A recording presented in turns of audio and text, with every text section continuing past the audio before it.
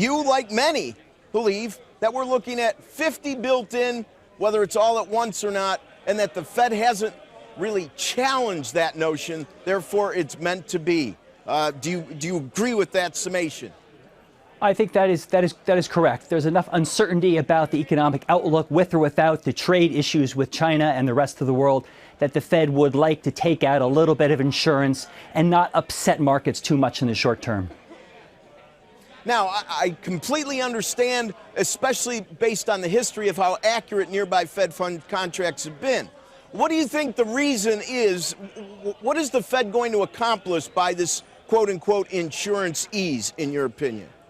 I think what they're really saying is we're on the case. We're not going to be obtuse or ignorant of what's going on in the world, both in the United States and the rest of the world with regard to Europe or China or Asia, and that there are a lot of uncertainties and issues in the world today that are impacting the U.S. economy, and the U.S. economy is decelerating right now, so there's not a lot of risk of taking out an insurance cut now in terms of not achieving their inflation growth objectives over the next 12 to 24 months. Well, we just had the release of June Dallas Fed, and at minus 12.1, it's exactly a three-year low going back to June of 2016. So I understand.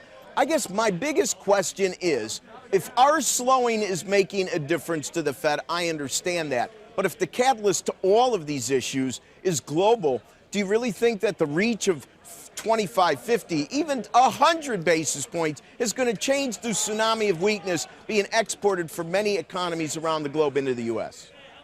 That's probably not true. A 50 basis point cut on itself would probably not enough, especially if the Chinese tariff situation with the U.S. escalates and we start putting tariffs on all of Chinese imports to the United States. Then we're probably talking about 100 basis points of rate cuts going forward. And the market is sort of pushing in that direction as well. But we do need a global monetary ease. The Chinese are doing a little bit. The Europeans, given what Draghi said at the ECB conference last week, seems to be on the case as well. And they're in a bigger, tougher situation than the U.S. in terms of adjusting monetary policy easier, given where they are at the moment.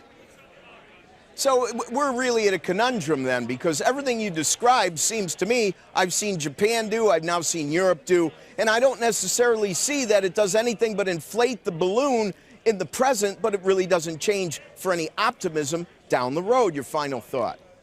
It's certainly possible that business confidence is being more negatively impacted by all these other issues around the world, and not so much by the level of interest rates. I think it's more about confidence building, the fact that the Fed is on the case. It's not going to make things worse by raising rates, or not making things worse by being oblivious to what's going on in the world, and saying we are aware of what's going on. We are going to do our best to try to ameliorate it. Whether or not they can solve it, I'm not even sure they know that. Excellent. Michael, thank you for your time. Maybe there's a third pillar, the psychoanalysis side of the central bank.